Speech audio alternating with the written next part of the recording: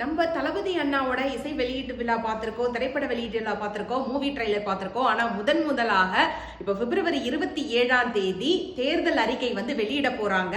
அதனால கண்டிப்பா மக்கள் அனைவரும் இதுவரைக்கும் நம்ம ஆதரவா இருந்துட்டோம். இதுக்கப்புறம் நம்ம அண்ணா கூடவே இருந்து நம்ம கண்டிப்பா சப்போர்ட் பண்ணணும். அப்படி இதுக்கப்புறம் தான் டிவிகே நண்பர்கள் அனைவரும் அதாவது ஒற்றுமையோட பொறுமையா இருக்கணும் அப்படிங்கறத சொல்றேன்.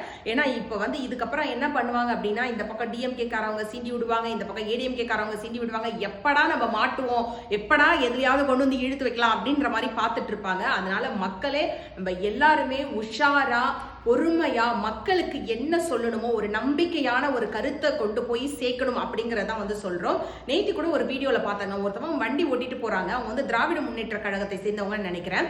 அவங்க வண்டி ஓட்டிட்டு போகும்போதே டேய் நான் ஒத்தால தாண்டா இருக்கேன், நீ வாரா மோதி பாடுறா அப்படின்னு சொல்றாங்க. இந்த மாதிரி சமூக வலைத்தளத்துல ஒரு வன்மையை தூண்டி ஒரு பண்றதுதான் அரசியலா? இல்லவே இல்லைங்க. அந்த வீடியோவை பார்த்துட்டு 4 பேர் போய் கமெண்ட் பண்றது, அதுக்கப்புறம் அவங்க ரிப்ளை பண்றது, திரும்ப நம்ம கமெண்ட் பண்றது, அது நம்முடைய கட்சி கொள்கை கிடையாது. அதனால மக்களை நல்லா புரிஞ்சுக்கோங்க. இந்த மாதிரி ஏகப்பட்ட தடைகள் வந்தாலும் நம்ம மக்களுக்கு எல்லா இடத்துல இருக்கக்கூடிய மக்களுக்கு புரிய வைங்க.